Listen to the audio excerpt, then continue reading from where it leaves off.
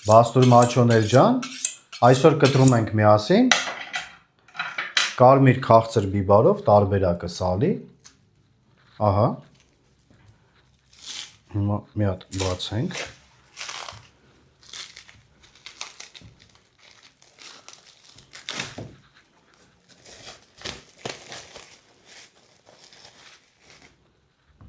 ամրացել է շատ լավ սալը,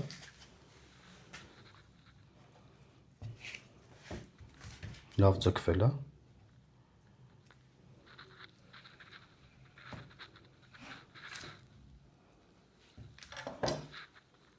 մեջը շատ լավ ձգվել է, հիմա կտրենք։